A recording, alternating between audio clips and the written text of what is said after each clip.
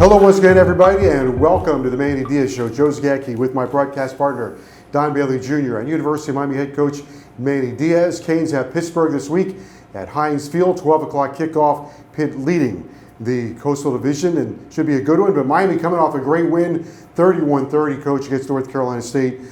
Two players recognized for the win, Tyler Van Dyke and Jalen Knighton, but a much-deserved and hard-earned victory. It was a tough game, which we knew it would be. NC State's got a really, really good football team.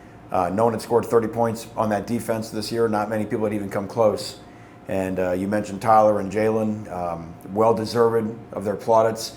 And boy, did we need it. You know, we needed a big-time performance from Tyler, made some crucial plays on third down, and then Jalen has just continued where he left off last week in Chapel Hill. Big-time runs, big-time threat out of the backfield as well. Coach, let's go to it as well.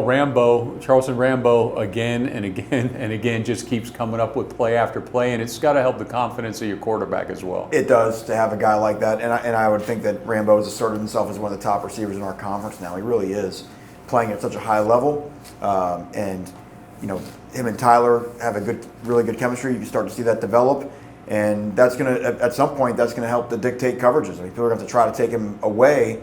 If that happens, now that's going to put other guys. I mean, we really feel like we've got some different guys that can hurt you, but if you don't have a plan for him, he's going to do some damage. Can we talk about the way you started the game? A great 3-and-out on defense, and then a big third down conversion on offense. That's a whole sidebar story. But 11 of the first 12 plays were pass plays, so very aggressive mindset by you and your staff. Yeah, we wanted to come out and be aggressive. Some of those might have been RPOs where they were called runs that turned into passes. But as you mentioned, I think it starts with a great 3-and-out by the defense. First time they ran the football, it was tackle for loss. Great swarming effort, forcing the punt.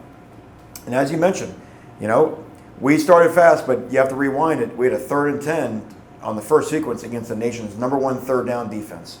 And they brought a blitz. They played cover 1, which is man-to-man with a safety in the middle of the field. And Tyler threw a great ball to Harley. Harley made a really, really good catch on the sideline, and that was actually just about the last time they played that coverage.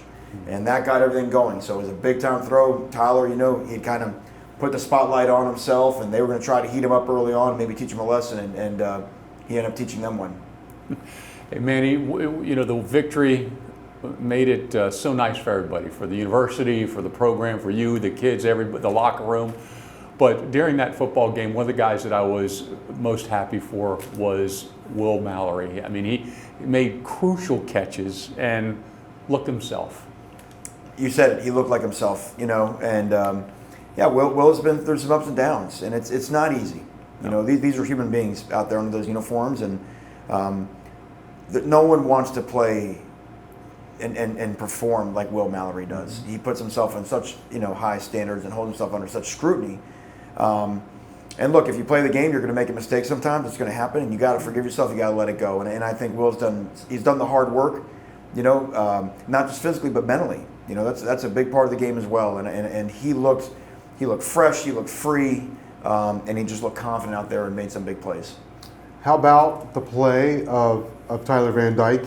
A lot of his throws were just beautiful throws. We mentioned the one to Rambo, he had touchdown to Rambo, the 4th down play. But his overall poise and confidence, what are you seeing in his progression now as your starting quarterback? Yeah, you have to remind yourself that the guy's a rookie. I mean, he just doesn't play like that. And you mentioned the reads. Very rarely goes to the wrong place with the ball. His accuracy was really good. And threw the deep ball very, very well, and that's such a weapon for us, I mean, another play that stands out is the first play of the third quarter, so they kind of get us on a sucker punch going into halftime, take momentum back, and in one play we grabbed it right back. It's Rambo on a deep post and hit him right on stride. So, those type plays make us a threat, and his confidence, what he told himself, being critical of himself after North Carolina, trust yourself, let it rip. He started that from the beginning, and I thought you saw a complete performance. Manny, when he says trust himself, meaning trust Van Dyke, he's also trusting that offensive line. He's trusting the receivers. And I really believe that I felt his confidence while we were calling the game, that he'd get through any circumstance he was able to get through, and there was no hesitation. Yeah, you can see that. And I think some of the credit's got to go to Rhett Lashley as well. I mean, you got to remember about Tyler. Tyler was splitting reps with Jake. You've got De'Aaron as a starter, so you're not even getting all the 2 reps because we wanted to keep that Tyler-Jake battle going. So it wasn't really until Central Connecticut week that Tyler and Jake started splitting all the reps. Mm-hmm. So Tyler didn't really start getting the lion's shares of reps in practice until the Virginia prep. So you're talking about 3 games, 3 weeks. So the way he's grown since then, and the way that Red has really done a great job of bringing him along and not giving him more than he can handle, I think has been a big key to our success.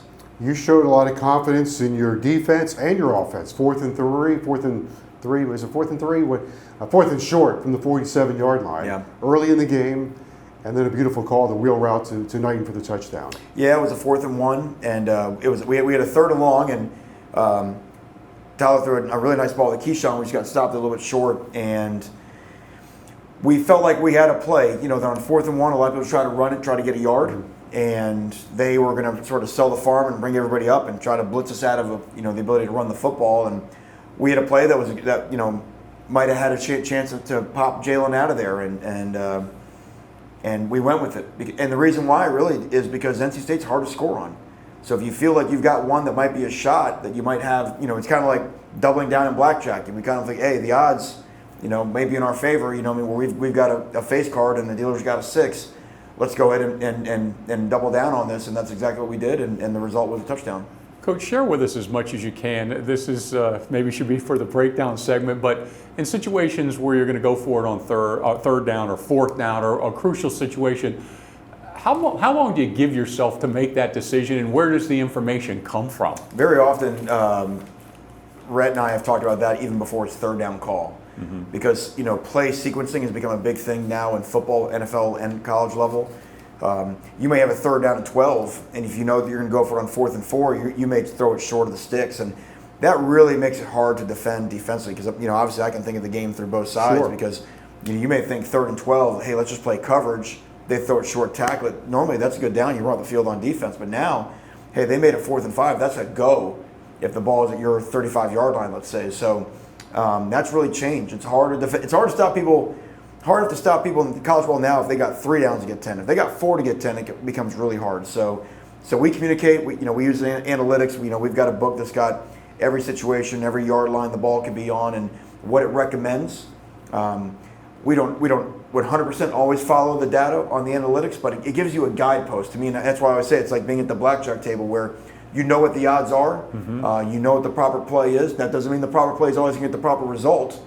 But like going back to playing cards, you make the best information based off the odds.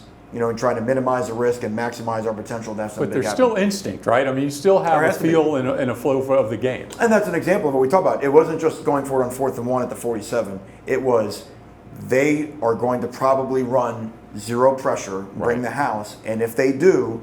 It's going to be very, very hard for them to cover Jalen on a wheel, the way that we structure up the formation. So, and we can actually, that is part of our breakdown today, so we can unpack that more. But that's one of those ones where it may have been beyond just a 4th and 1 strategy. It was really the situation beyond that. They had North Carolina State came into the game, very good running football team, big left tackle, really run well to the left side. Person and Knight, 2 really good running backs. You held them to about 3.3 yards per carry. So the run defense really had a big impact on the game. I think that was the key to the game for our performance defensively. They, as you mentioned, they had run the ball well. They had games where both backs had over 100 yards rushing. The one game that they had lost, they did not run the ball well, and that was at Mississippi State. And if you remove the fake punt, which really wasn't against our defense, they only ran for 70 yards total. And so I thought that was crucial. The quarterback. He threw for more than he wanted, but he threw for 300 on Mississippi State, and they beat him as well there. So we kind of felt that would be the framework towards victory, and it turned out to be true. Coach, a young man that, we talk James Williams, but we got to start saying Cam Kitchens. He just shows up, and I mean that's a term in this sport, but it really means a lot. You can have everything you want, but if you're showing up, that's the guy that you got to get on the field. He does show up, and he has shown up since.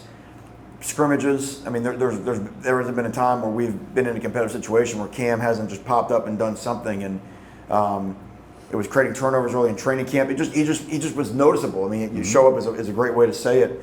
So yes, I mean the two of them are both doing a fine job. You know, again, I got to give credit to T. Rob. That's not easy to go out there and play with true freshmen with all the different formations, tempo, motion that you're getting now in college football. But those guys are they're mature beyond their years, and they're doing a great job of handling it. And the key is, can you improve? Are do you want to play well for a young guy, or do you want to improve and play well for a Miami Hurricane big time guy? And I think both those guys have those aspirations. Well, staying in that part of the field, it was announced you're going to lose Bubba Bolden, looks like now, for the year. How will that impact your rotation at safety? Yeah, it's a big loss. I mean, Bubba, is an outstanding safety. He's such a great verbal communicator, probably the best one we have in the back end in terms of seeing formations, understanding, checks, those type of things. So it's a big loss. So again, a lot more falls on, guys like James and Cam, and you've still got Gervin, Isaiah Dunston will play safety, and then we got Avante Williams feet wet on Saturday. So those 5 guys will be able to handle the job. We'll rotate the snaps as performance dictates during the week. But we're sad for Bubba, because Bubba gave a lot to this program and laid on the line, and just it was similar to the Gainer situation. Just couldn't function anymore, and you just felt bad for him being out there. It's a hard position to play when you've got basically one arm. But he's done a lot for our program, and we wish him best on the next level.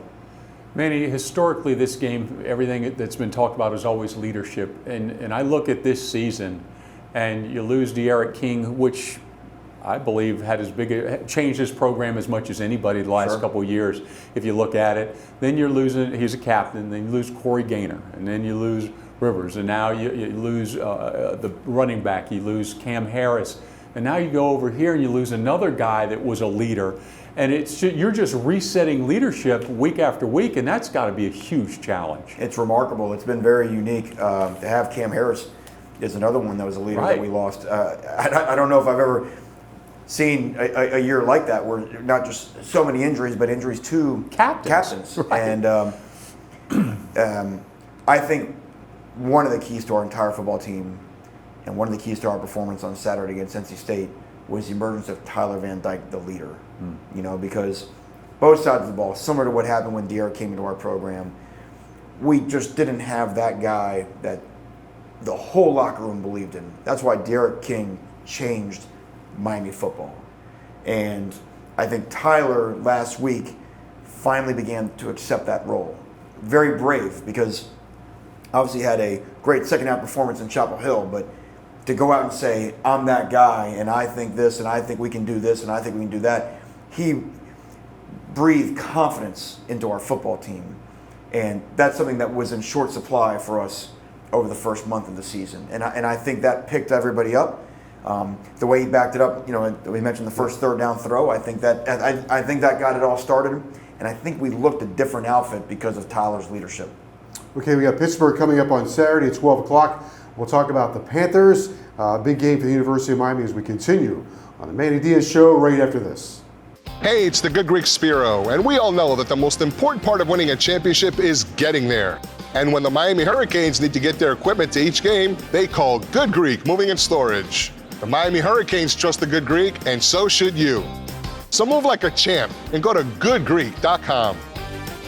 Good Greek Moving and Storage, the official movers of the Miami Hurricanes. Good Greek Moving and Storage, your superhero movers. The school bus. The Zach wagon. Wally. No matter what you call your car or why you're letting it go, AutoNation will buy it, and you don't have to buy one from us. We're paying top dollar right now. So go to AutoNation.com or come see us for a super easy appraisal. Get paid on the spot, and you can deposit it the same day. Visit any AutoNation store or AutoNation.com. What drives you, drives us. Happy to welcome you back to the Manny Diaz Show. Joe Zagacki, Don Bailey Jr., University of Miami head coach Manny Diaz, Canes, and the Pitt Panthers at 12 o'clock on Saturday. That'll be a great one. Before we get to that, jump back maybe one last thing in North Carolina State. And I thought this would be so important to your team if they could visualize what a winning locker room was going to feel like, and how much of a relief that would be, the celebration, just enjoy the feeling of winning. And they got that. They did. And they had been close, right? Right. And I think having that sort of taken away by the ending of the first two league games made it so much sweeter. And that was one of the best post-game locker rooms I've been in at Miami in the 6 years I've been here. They were generally excited, and it wasn't just, it was a little more than just a win on that night. It was what they've been through, how they stuck together. Even on the night, the game wasn't easy. We knew it wouldn't be easy. State's got a really good team, and we went there at halftime. We were down, and we just kind of given momentum back, and for them to go out and find a way to turn that around and get the win was huge. Everybody looks for something to play for, and Coach, I don't even know if this is a question, but so many of your guys, so many in that locker room, even the guys we had on the post-game show, they went out of their way to show their support for you and this coaching staff and this team. And that tells you, or tells me, that something's working. When a young man, unsolicited, makes sure that they bring those areas up, there's a good message being taught. Yeah, that's very kind. I think it's about the team and the teammates, and their ability to play for each other. And I think in this program we try to be the same people every day and be who we say we are. But ultimately it's going to come down to the kids and do they want to line up and fight with the guys next to them. And I think what we've proven is that, I always say like-minded people attract like-minded people. Mm-hmm. And if you get a bunch of people that are mentally tough and that take pride in that, that are resilient, that don't flinch, that look adversity in the eye and don't run, because those are pretty uncommon traits. It's easy to cut bait now. It's the most easiest thing to do. And we got a lot of guys that are into that. We got a lot of guys that take pride in kind of being tough, you know what I mean, and being able to do things that others couldn't do. And you get a locker room full of guys like that you end up with a tough football team. We did talk about the secondary, but we should mention Marcus Clark did start for you. How did he do? And then James Williams seems like he's covering a lot of ground. There was one particular play you sent him on a blitz. I was in fear of the quarterback's life. Yeah. First, Marcus played very well. Okay. In his first start, and we thought he would, but you got to go out there and do it. And State's got receivers. Their superpower is great contested catches down the field. In 88 and 86 didn't make any of those. We kept waiting. We're here. When's the deep ball going to come to one of their guys? And they're not trying to run by you. They got us later in the game on a different matchup, but they just kind of body position you, and they've made spectacular catches. It never happened. Marcus did a great job fighting the fadeaway in the red zone, and they're a great fade throwing catching team. Hit one against Clemson, so that'll do wonders for his confidence. And Marcus can run, and he tackled well, other than one play, so that really helped our secondary as well. And yeah, you mentioned James. We do like blitzing James. He's got a knack for it. He times up pretty good. There's one where he was free on the quarterback and whacked him pretty good. And I wish we could have gotten the matchup better on the routes, because it would have been a sack and maybe a strip fumble. Who knows? But he's quite a sight when he gets a full head of steam and comes at your quarterback, and that's not an accident.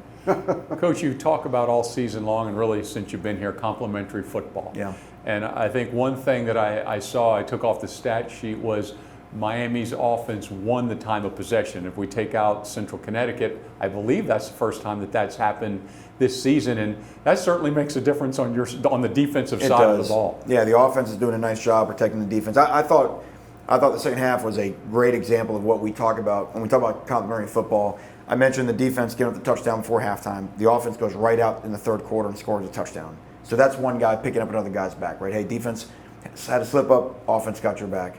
Then there were a couple times where offense couldn't get going and we had to punt the ball out. Headley did a great job of getting the ball out, and 50-yard punts that got fair caught at the 50 instead of at the 38, and the defense would get a stop, on short fields. That was big, Defense gave up a touchdown. They get the fake punt. Defense gives a touchdown early in the fourth quarter. Oh, man, we're down. What's going to happen? Offense goes right down the field. Tyler hits Rambo on the RPO for a touchdown. So, again, when we fell behind, Tyler and the offense brought us right back ahead. That was huge. And then the last sequence, we have a crazy special teams play. It's a weird miss-hit kickoff. It should go out of bounds. It doesn't. Should go for a touchback. It doesn't. Brashard's got to field it. Can only get back to the 10. Oh, man, we're in tough shape. Can't take a chance down there. Again, we got a punt. State's on a short field, only down by 1, and the defense gets a 4 and out. You know what I mean? Great complimentary football where we had to pick up the offense. Offense couldn't get a first down. Defense says, that's okay. We'll go out there at midfield, and we'll get it stopped. and then the final sequence, the offense getting the final first down to Mallory. So again, a great job of the two. If when one faltered, the other side had its back. We'll get to Pitt here in a second, but on the special teams, interesting to note, their guy had 3 50-yard punts and Headley matched him for 50-yard punts. And then very perceptive on your part, I don't know if you'll take credit for it or not, but that kid's helmet came off. It means he's out of the play. And I'm not so sure that the guys that are supposed to notice it until there was a little bit of an eruption on your sideline. Yeah, there was definitely some yelling and screaming coming from our sideline because it's look. It was a fortunate play. The football gods, maybe a little breeze came in and blew the guy's helmet off because we have to take care of the football, and we didn't fumble it once on a play, we fumbled it twice. That's something that's in our control. But we were very fortunate. Their guy's helmet did come off, and as a result, he was not eligible to recover the ball. So sometimes those are the breaks, right? Those are the things that happen, and that was a big one though because obviously setting them inside our 10-yard line would have been not ideal. I'll take the break. I mean, even their field goal bounced off the upright and went through. We hit the upright the same spot as Borregalis's field goal, so we'll take that helmet flying off as a break. Pitt, they're averaging 45, 48 points a game. The quarterback, Pickett, has been tremendous so far with 1 interception, 23 touchdown passes. So they present some pretty unique challenges, I would imagine, for your defense. Yeah, Kenny Pickett is on fire. I mean, he's on fire. We know him well. This is really the fourth time. We didn't play him last year, but we've played him 3 other times, I suppose, going back to his first year when they beat us when we were undefeated up there at Heinz. He can rip it. He's always been able to rip it. He's always had a really strong arm. He's always been a great athlete. And I think a big reason why he only has 1 interception is because if things don't go well in the pass concept, he can get out of there. And he is a problem scrambling to throw as guys on cover or scrambling to run. And that wears you out because they do a really nice job. They're kind of a West Coast-based pass offense. So you really got to match up your routes well, right? It's just hard to cover because they've got good concepts. And when you match up routes, there's no one left to match up on the quarterback usually. And so the 4 defensive linemen got to do a great job with their rush lanes and be disciplined to try to not open up, obvious gaps. But truth be told, you got 5 guys blocking 4. There's going to be an escape, hatch for the quarterback if he wants to get out. So their Pitt's skill at wide receiver has gotten better every year over the last couple of years. And they're doing a really nice job of protecting him as well. Coach, they've got experience at wide receiver and then a standard, and this is a compliment, Pitt offensive linemen, big, strong guys that can run block as well. And seniors almost all the way across the board. They're old, they're experienced, they've done it.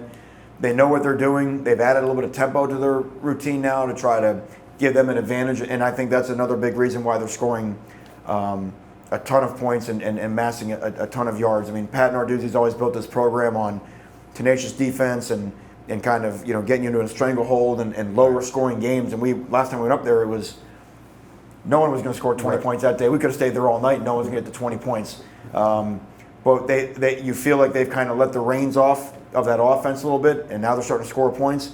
But Pitt still got a great defense.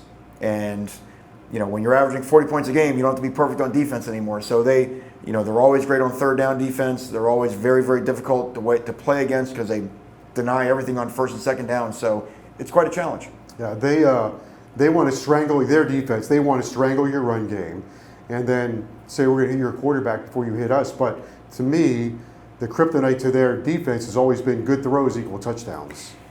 They know that too, and they're going to put the odds on. We talked about earlier with game strategy. They're going to say that's a low percentage, and you're not going to hit it. And if you hit it once, you're not going to hit it all afternoon. And they've been right more often than they've been wrong. So it's a great challenge, as you mentioned first, to protect our quarterback. And you've got to win some one-on-ones. They are not worried about that. They're going to let you throw the ball one-on-one down the field with them. And if you remember the game in 2016 when Amon Richards went wild on him, and they weren't going to change because they were going to recruit to the system. You have to give them credit for that, and they have. They've gotten better and better every year. And so, the ball's going to be in the air. They know it. Everyone that plays Pitt is going to throw the ball deep. Pitt knows it. Everyone knows it. Who's going to win those one-on-one battles? And I think that's a big key to the game. Another key to every team is confidence. They just beat Clemson, gave them really one of the worst losses they've had since like 2014.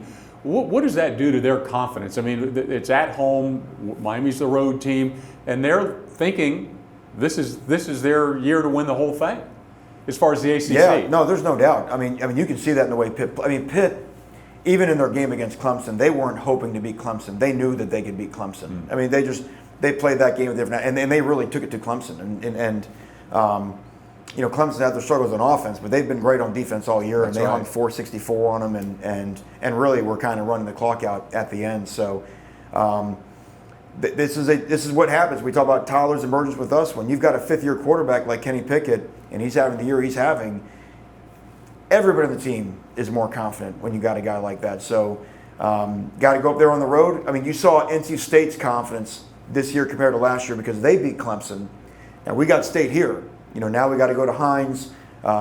It'll be, you know, you imagine it'll be a great crowd, maybe a little bit different than what we've seen last couple times we've been up there, and it's gonna be a big time environment. I think our guys will be excited to get up there and go. Yeah, they have 13 super seniors, 60-year players on their team. As we wrap it up, the confidence perhaps that your players felt in the locker room after the win against North Carolina State. How do you get that to carry over into the game at 12 o'clock? Well, like I said, our confidence is that we can accomplish hard things. Our confidence that we know we're tough, we know we're resilient, and we know those things matter in big time games. Because to go beat a team like Pitt, it's going to be difficult on the road, but we can do difficult things. Now, what we found out last week is the better we play, the better our chances of winning. So what does that mean? Well, when we tackle better, you know, when we block better, when we run the ball better, when we catch the ball, those type of things. And I think that's what our players are understanding, is that our mentality is right, and it's been right. Now we're starting to play better. We're starting to see the fruits of that labor. Some of that because of we're just coaching it better. Some of that because of making some depth chart changes. Some of that because of just experience. But all of the above combined, there's allowing us to play a better team, play a better game, and that gives us better results. Coach, when I look at this football game, I go back to last week, and there wasn't a takeaway on either side. I mean, and you see how close it is.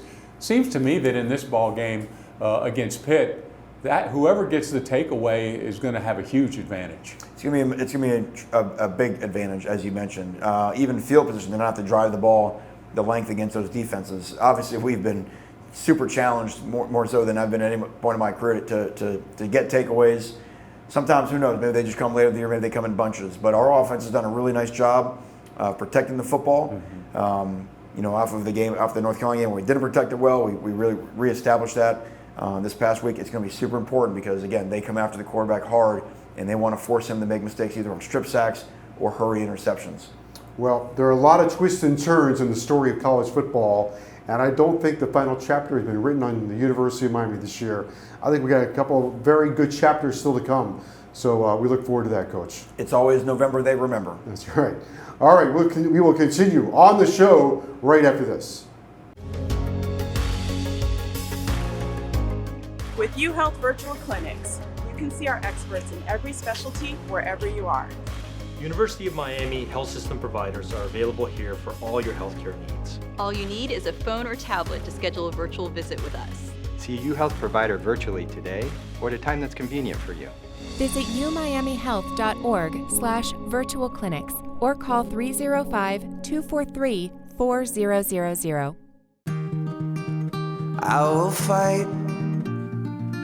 I always do until my heart is black and blue. 'Cause I'm not giving up.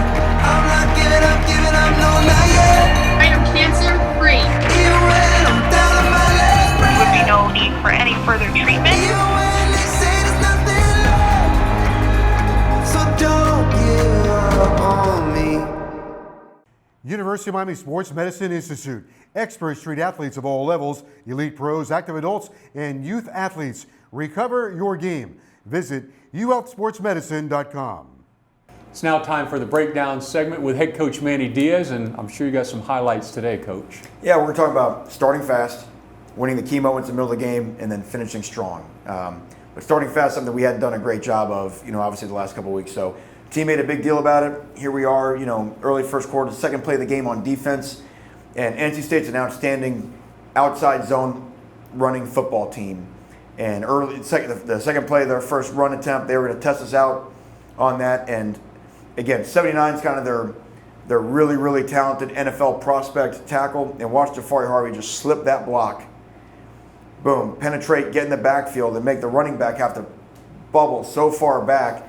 And now we always talk about the speed of Keontre Smith, that will linebacker, is able to shoot through that gap right there and tackle for loss on their first running play. So huge. But Coach, also on Keontre Smith, he was able to slip through there and didn't give the guard a full shot. That's right. We see how he dips his shoulder underneath. We can talk about eliminating blocking surface, right? And that's why there's been a lot of great linebackers at the University of Miami who haven't been big, tall guys. There's been all kinds of legends come through here that are around 6 feet tall. And if they play low to the ground, football is a low man game, and Keontre can do that and then has the speed to finish. But a really nice start by Jafari on this play. So that sets up a third down and long because you get the tackle for loss. And so we're going to drop back, play a little zone coverage. Quarterback's going to throw it short, which is what we want. They got to get all the way to here. And this is just, I thought this, again, set the tempo tone for the day. Great job of tackling, leverage tackle.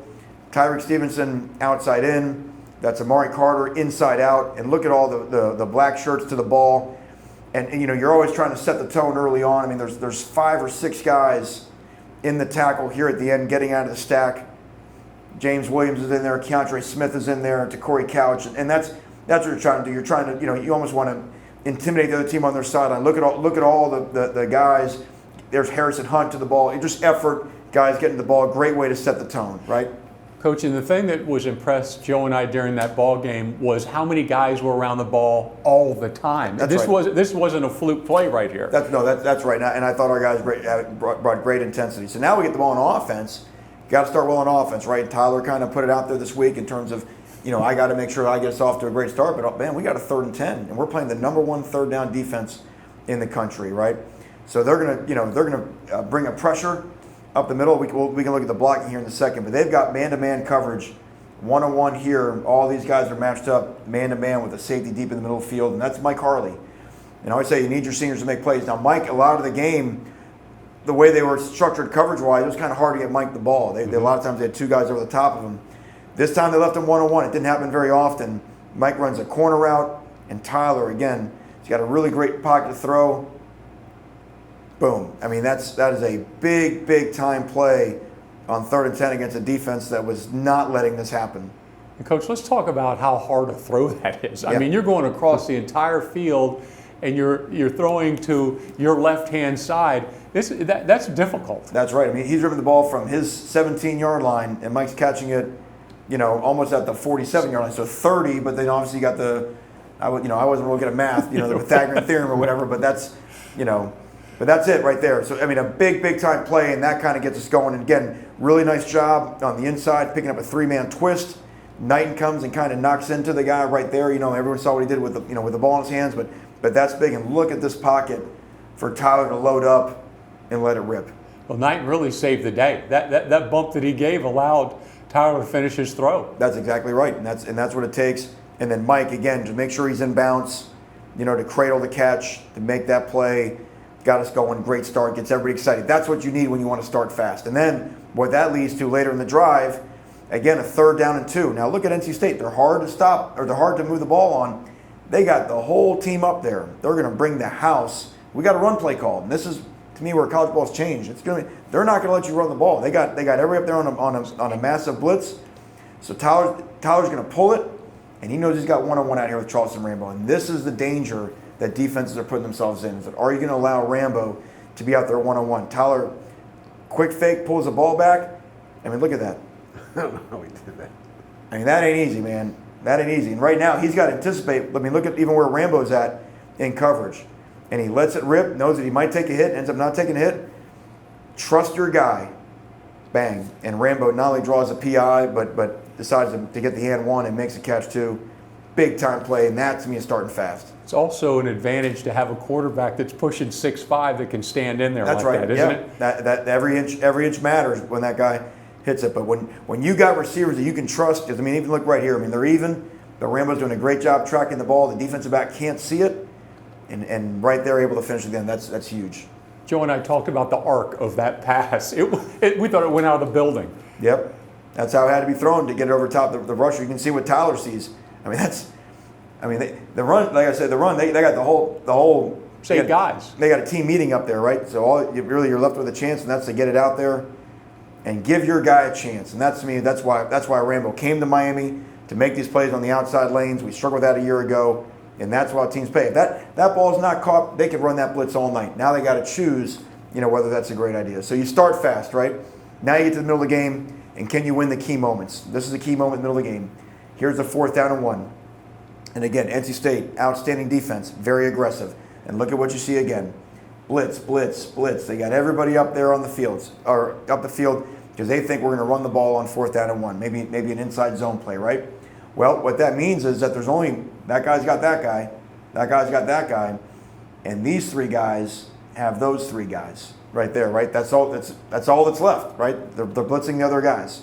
So again, the linebackers step up because they're expecting run. Everyone steps up because they're expecting run. Everyone steps up because they're expecting run. Now there's Rambo on a post. He beats his guy inside, and all of a sudden it's not a run. And here's Knighton coming out of the backfield on the wheel, and nobody's on him. Now sometimes these are the harder throws to make. And by the way, again, there's a rusher. There's a guy coming clean at Tyler. He's got to stand in there, deliver. He gets his hand hit right as he throws. Puts it on Jalen. Humongous play. Can't wait to see the inside copy on this. You'll see the pressure come immediately. Yeah, because these guys, Will and Larry are going out for passes. They happen to collision into these guys. So one, that's a guy that's got the running back man-to-man. But you can see what he's guessing. He's like any good linebacker anticipates, hey, inside run, that's his gap. I got to go fill it. And all of a sudden, holy cow. And the guy you see out here, he had the tight end man-to-man. So his eyes are in the wrong place, and that's all it takes. Great design by the offense, great setup, and then great job by Jalen and Tyler. Again, Van Dyke with the poise in the pocket. Yeah, not easy, not easy. And now you start fast, you win crucial moments, and all of that gets you a 1-point lead. And again, another critical situation, a 4th down. These are the margins. These are the plays. They go your way, you win. They don't go your way, you lose. And this is Cam Kitchens. And we're in man coverage. It's 4th down and 8. We got one safety in the middle of the field. These 2 guys have these 2 guys. And State's making it hard. Okay, they struggle with bump and run, so they're trying to stack a guy so this guy can get a free release. And see how he's not declaring. He can go inside, he can go outside. Now Cam knows he's got help on the inside part of the football field. So the receiver runs an out-breaking route. Quarterback tries to throw it before he gets sacked. Ball is out quick. And this is it, man, the moment of truth, right? They got to get to the 46-yard line right there. And this is, to me, mano-a-mano football, right? Bang. And the thing I love about Cam is he runs, never gathers, runs right through his feet, wraps up, secures the tackle, and makes a humongous play. And doesn't that not excite everybody? You know what I mean? And look who's coming, by the way, like a madman out of the middle field. That's Avante Williams. You know what I mean? So if somehow, some way, if that guy would have squirmed out, you mentioned effort early on, right? That Avante might have had a chance. Imagine how insane that would have been, you know? Coach, tell us what Cam's looking at through the route. So they'd actually run this play before. So Cam's got an idea of what the guy's doing. He's skipping off. They want you to kind of lose track, and then he's going to run to the outside. That's why they're trying to soften up our coverage by having 2 receivers basically occupy the same airspace, right? You can't cover that guy in there. You can't line up in between a stack, right? That's why they're stacking. Now, sometimes people stack, one guy goes in, one guy goes out. That's easy. What they're making it hard is they're both going forward. So you got to wait for the guy to declare which way is he going to go, which way is he going to go. And then as soon as the guy breaks out, you can see the quarterback's arm is already off the ball, ready to throw it, but Cam's already on it. Bang, he's able to make the play. Humongous. But the work is still not done. Now we have the ball for our offense. We made NC State use their 2 timeouts, but in the process, we've lost some yards. 3rd and 16 against the nation's #1 3rd down defense, and plenty of time. If you run it and punt it, State's going to have the ball with about 1:45 left, and a field goal wins it, right? So we decided we're going to be aggressive.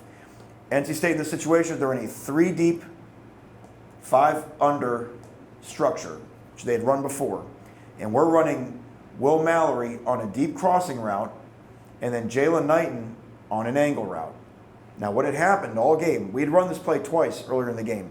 And what happens is when these guys all sink back to take away Will Mallory, which is a good idea, there's really no left underneath for Jalen. And we actually threw one to Jalen, and he actually ran for a first down on 3rd and 10 earlier in the game.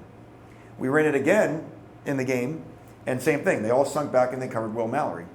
So here's Tyler Van Dyke in a situation where you don't want an incompletion. You don't want to stop the clock. Correct. Certainly can't take a sack. God forbid the ball got tipped or picked, right? What a disaster that would be. They only need a field goal to win. But he's got to trust his read. And for whatever reason, the linebacker, this is their backup Mike linebacker, number 1, who's a great player, got hurt. And as we know, injuries are part of the game. For whatever reason, he chases Knighton out of the backfield and leaves a humongous void. Now, it seems obvious that Tyler should throw the ball to that guy, but you still have to trust your read. It's so easy for Tyler to say, you know what? They're all going to drop back on 3rd and 16. I'll just stare down Jalen and throw it to Jalen. But he doesn't. He trusts his reads. He believes it. Now, Will Mallory does something really vet play right here. Watch him. See how he sort of idles down in the zone? He could have kept running to that zone defender. He doesn't do that. He sort of idles down in the zone, gets big for Tyler, and then great secure the catch. Huge cavity in the middle of the field. They took Jalen away. And now, and I'm going to show you from the end zone copy, 3-man rush. So a great pocket, which we knew there would be. But watch Tyler. He sees it. So once he sees that Mike linebacker clear out, he knows he's got it. And he trusts it. He lets it rip. Great catch. And you want to talk about a game of inches? Watch this. Great job securing the ball, right? Because if that shoulder hits that ball, it could have knocked out, gone anywhere, fumble incomplete.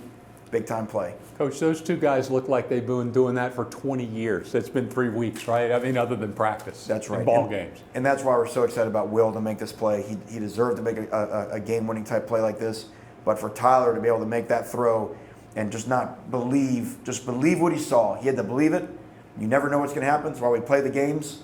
He believed it. He trusted it. Now, when we talk about trust and let it rip, that's trusting it and letting it rip right there. And that's why the Canes win. That does it for the breakdown segment with head coach Manny Diaz. Thank you, Coach. Thank you. The school bus. The Zach wagon. Wowie. No matter what you call your car or why you're letting it go, AutoNation will buy it, and you don't have to buy one from us. We're paying top dollar right now. So go to AutoNation.com or come see us for a super easy appraisal. Get paid on the spot, and you can deposit it the same day. Visit any AutoNation store or AutoNation.com. What drives you, drives us. Hey, it's the Good Greek Spiro, and we all know that the most important part of winning a championship is getting there. And when the Miami Hurricanes need to get their equipment to each game, they call Good Greek Moving and Storage. The Miami Hurricanes trust the Good Greek, and so should you. So move like a champ and go to goodgreek.com. Good Greek Moving and Storage, the official movers of the Miami Hurricanes. Good Greek moving and storage. Your superhero movers. The joint chiropractic adjustment of the game. Wonderful play here. Tyler Van Dyke under heavy pressure. Fires one to the end zone and an adjustment by Charleston Rambo for the touchdown. Rambo, an incredible catch on the play. Tyler Van Dyke, an incredible throw. It hangs up there. Look at Rambo make the adjustment for the touchdown. The joint chiropractic adjustment of the game. Welcome back to the show, everybody. Joe Zagacki, Don Bailey Jr., joined now by Josh Darrow. Coming up on Saturday, Miami and Pittsburgh, the 41st meeting between the Hurricanes and the Panthers. Well, fellas, this could be another nail-biter. The last 3 games for the University of Miami has been decided by 6 points. So, Miami and Pittsburgh, perhaps another very close game. It's where Miami plays. They play in the house of close games right now. Well, Joe, I'll take a close game. That means that you've got a chance to win it at the end, no matter what it is. I believe that this is going to be a ball game where Miami is going to have to strain for 60 minutes, guys. I believe that they're facing an offense that can put up a gazillion points. They're facing an offense that has a very, very good offensive line. And defensively, they're going to press this Hurricane offense on the outside with the corners, but more importantly, they do so much on the inside with the mixes trying to get to the quarterback. It's going to be a challenge, and like I said, I'll settle for close. Close means you have a shot, and we kind of know how those games go. We felt it on both sides of the equation. I just say, how great was that feeling in the locker room? I mean, that was joyous. you almost forget what it feels like. They could have poured more water, played more music, had more dancing. I saw him jumping up and down and dancing. He was celebrating like he got the game ball. Last year, Miami won the close games, right? Correct. They won the close games in the fourth quarter. That's been the difference so far this year. They're a couple plays away from being 3-0 in the conference and going against Pittsburgh, who is also 3-0 in the conference. But I suspect that's the way it's going to go the rest of the season. They got to find a way to win those close games. Yeah, they have to find a way to win those close games. And Tyler Van Dyke said after the game, just in passing, what a great confidence booster, right? Because you get on the other side and you figure out how to win, and that hopefully should propel this team forward.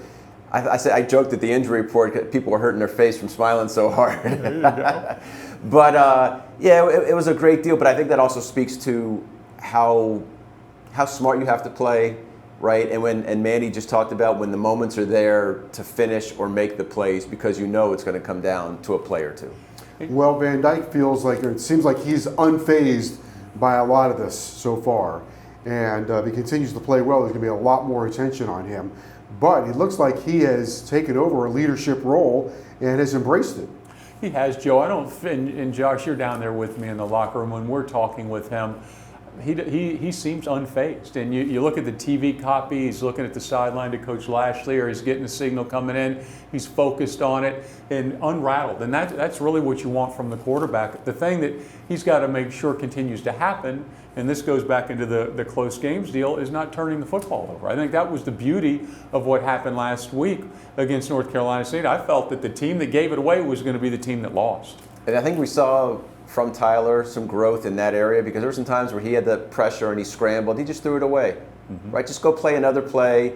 Don't hurt yourself. But I think the biggest telling thing that we saw from Tyler Van Dyke over these 3 games, even in the 2 losses, I think his character, toughness, and resiliency, that fortitude, just speaks to the kind of guy he can be, right? Then the payoff was against NC State in his performance, but to understand the position he was thrown in, to take over the team, to be put in that spot, especially for where the team was, understanding the pressure on him, the pressure on the program, and to see how he performed late in those games when things could have gone completely differently. I think we already saw the kind of guy we had. We may not have saw the result in those 2 games, but I think we saw the kind of quarterback we have and a guy you want in that position. And Josh, you're down there on the sideline. I think it's great to have De'Aaron King there. I mean, those guys have had a relationship since they both got on campus, and they have been in the meeting rooms. And De'Aaron can sometimes interpret things different than maybe Rhett Lashley or some of the other input that he's getting.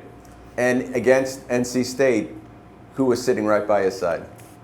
De'Aaron King sitting right by his side. It's De'Aaron King, Tyler Van Dyke, Rhett Lashley speaking to both of them, usually Mike Harley or Rambo or someone to the other side. And so he's surrounded by experience, and that certainly helps him. And you never see him waver. You don't see him get up or get down too much. He just kind of comes over, sits down, talks to his coach. Sometimes he talks to his coach going right off the field. But they just talk through the game, and that's it. As Don mentioned, Miami's got a big challenge against Pittsburgh's offense.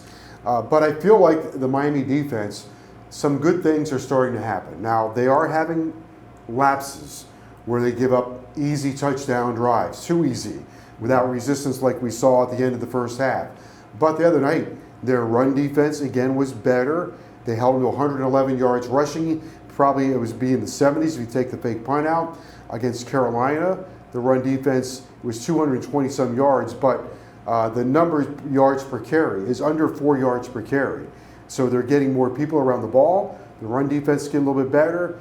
The next thing that has to happen is we've got to get some more turnovers. Joe, I'll start with the turnovers. The takeaway is what this defense is built on. They're still doing a nice job for tackles for losses. They're tops in the top categories in the country in that department. But what you look at on this defense is I started to see it last week. I saw the linebacker play better. Steed played is probably his best game as I remember calling. But more importantly, you're getting the hustle out of the waves of defensive linemen. They're running 2 groups. They're getting quarterback pressure. They got a touch. They knocked the ball down at the line of scrimmage. It was important for that to happen. But overall, you're starting to see this unit come together, even with new faces, Josh. I like the way the defensive line played, too. You saw early in the game, guys were getting penetration, playing on the other side of the line of scrimmage. Saw John Ford there. Nesta made some good plays. I also think the guy that's kind of gone under the radar a little bit is DeAndre Johnson. I think his game has come along as he's been healthy, gotten through camp, gotten more reps, settled into a position. I think they have a good rotation on the outside. Zach McLeod never gives up. I mean, he never, ever, ever gives up. And I think, like Wayman Steed should be congratulated as well. He had to come in and fill a big role. And then on the back end, the thing about, we talk about James Williams a lot for the big plays. To me, the thing that I like about James Williams, I like the routine plays. Like you see a guy, forget the big hits and all that kind of stuff. He comes down and tracks a tackler and usually doesn't miss, and puts him on the ground. And so that ability to close space and get guys on the ground, to me, the routine stuff that he does, I think we missed that part of the conversation because we got caught up in some other stuff. But he does some stuff on the back end that you really like out of your safety play. He'll have an even bigger role coming up against Pittsburgh without Bubba Bolden. All right, we'll talk more about the Pitt Panthers as we continue on the Manny Diaz Show right after this.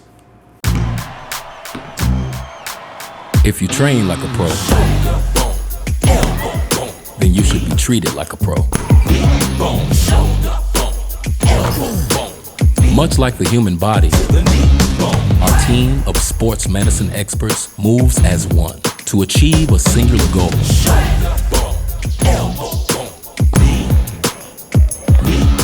Recover your game. Hey, it's the Good Greek Spiro, and we all know that the most important part of winning a championship is getting there. And when the Miami Hurricanes need to get their equipment to each game, they call Good Greek Moving and Storage. The Miami Hurricanes trust the Good Greek, and so should you. So move like a champ and go to goodgreek.com. Good Greek Moving and Storage, the official movers of the Miami Hurricanes. Good Greek Moving and Storage, your superhero movers. Welcome back to the Manny Diaz Show. Joe Zagacki, Don Bailey Jr., and Josh Darrow. Miami and Pittsburgh from Heinz Field on Saturday. Kenny Pickett will be making his 44th career start against the University of Miami when he takes the field. Well, his 44th career start, not all against the University of Miami. 44 in total. Got it. At any rate, Pittsburgh, they got a very experienced team. Right now, they are the leaders in the ACC, 3-0 in conference play. Really good team, both sides of the ball. Well, Joe, you have to start with Pickett. He's on his way to being an All-American if they can win out and their dreams come true. His name's already getting mentioned for a Heisman Trophy. He appears to be the most outstanding quarterback in the ACC, and the numbers are crazy. He's got one pick. Don't let that sink in for me. He's got one pick, and we're on the back half of the season. This guy has great mobility. He understands how to run the football, and I think that's the hidden persuader in his game. 23 touchdowns, 1 interception, and at this point of the year, Josh, he's completing almost 70% of his passes, and he gets rid of that football. And here's the thing I like about him. He believes in his arm because he's going to put it in a tight window. We talked about last week NC State's receivers Leary and Carter making Leary look better. I think Pickett makes his receivers look good because he's not scared to throw it. He's not scared to put it if a defender's close, and he trusts his guys. And when he's on the run, he is looking to throw first, but he will take off and can make a play with his legs. I liked him last year. We caught a break, but he's really, really good. And think about the quarterbacks in our league. I mean, there are some really good, talented quarterbacks in our league, but this is a guy, and I guarantee you too, just from the way he talks and what he's done, I bet you that team loves him.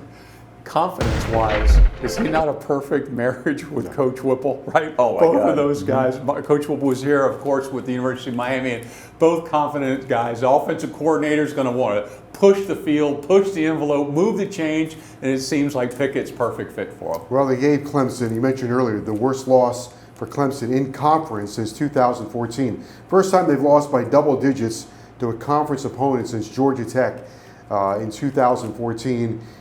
They hold the ball also for the amount of time they spend throwing the football. And by the way, Addison, their key receiver, is going to be questionable for the game because of a concussion. But you got to get the ball away from them. They hold the ball for 33 minutes a game. Well, when I look at the Clemson game, when I watched that, the thing that impressed me about Pitt is that they moved the football on Clemson's defense. Clemson plays some defense. Now, they've got a couple guys out, but they still have my favorite linebacker in the history of the game. Skalski, right? So, I mean, he's all over the place, and they cover him up, they match up athletically.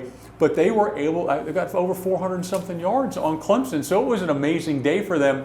But it goes back that Pitt's defense is going to challenge you on the outside, and then Pitt's offense is going to challenge you for the end zone. What they did against Virginia Tech to end the game, I've rarely seen. I had to swipe back and be like, did I see this right?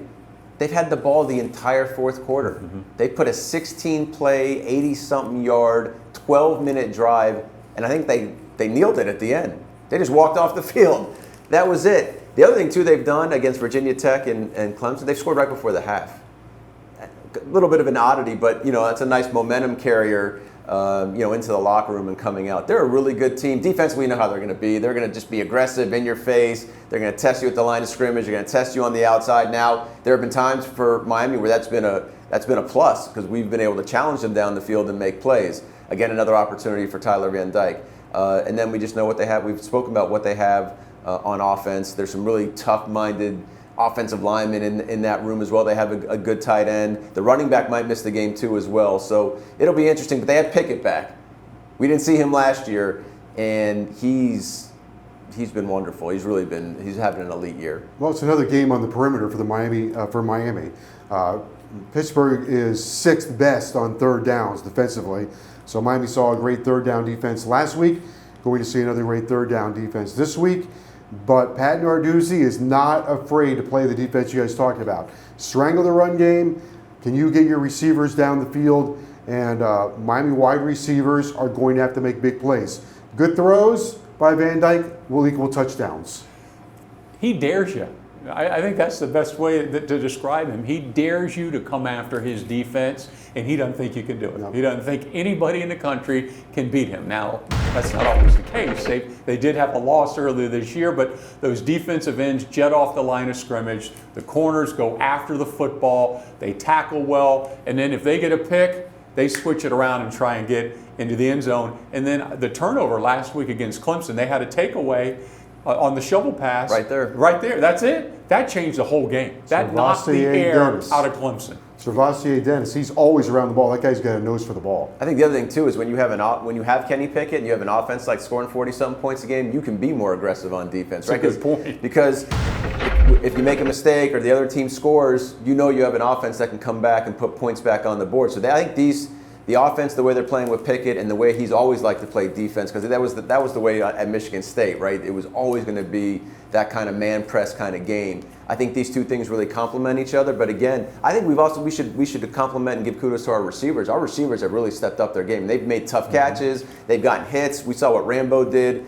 in the game. Keyshawn Smith has made some really, really tough catches where he's got put on his back and put on the ground. So Restrepo is like this close. Twice. I know to have, and they're not afraid to use them. So they're rotating in. They're deeper at receiver, and those guys are doing what we didn't see last year. And I think they rose to the occasion this past week, and hopefully they're going to rise to the occasion again against Pittsburgh. Okay, when we come back, we'll take a look at the keys of the game as we continue right here on the Manny Diaz Show right after this. The school bus. The Zach wagon. Wowie. No matter what you call your car or why you're letting it go, AutoNation will buy it, and you don't have to buy one from us. We're paying top dollar right now. So go to AutoNation.com or come see us for a super easy appraisal. Get paid on the spot, and you can deposit it the same day.